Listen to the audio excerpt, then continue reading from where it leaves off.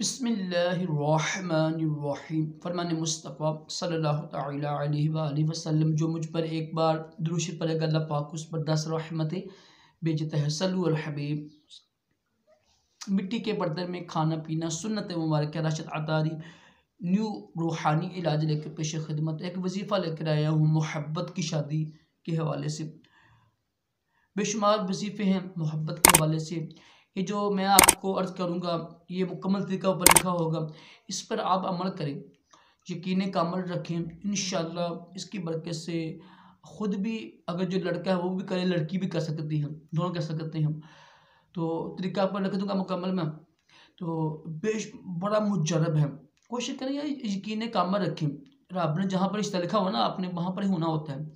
हाँ ये देखें ना आप कि रिश्ता तय हो गया वह फिर भी कोई रुकावट आ रही है या कोई आप समझते हैं कि बाकी की दोनों साइड पर लड़की राज़ी हैं और कोई ऐसा गलत काम भी नहीं किया उन्होंने और रुकावट आ रही है, फजूल ही माँ बाप नहीं रिश्ता दे रहे हैं ना, या कोई ऐसी वजह भी हो, कोई समझ लगती है ये कोई वजह भी नहीं है, बिला वजह रिश्ता दे रहे हैं, ठीक है, कोई रुकावट आ रही हो ना, फिर ये अमल कीजिएगा।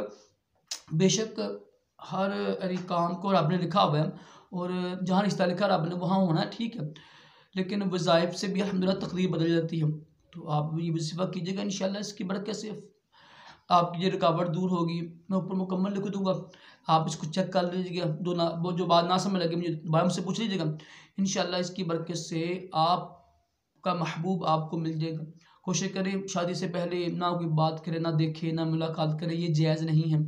मगर अगर आपके मंगेतर भी है ना तो मंगेतर को भी मिलना बात करना ये भी जायज़ नहीं है इस्लाम में, ठीक है। शरीयत में एक हद है, तो निकाह के बाद ही जायज़ होता है, उससे पहले नहीं होता है। अल्लाह पाक हम सबको अक़ल सलीम अता करे और तमाम जिस्मानी रूहानी बीमारियों से महफूज़ करके दोनों जहानों की भलाई अता करे। सल्लु अल हबीब सल्लल्लाहु अलैहि वसल्लम।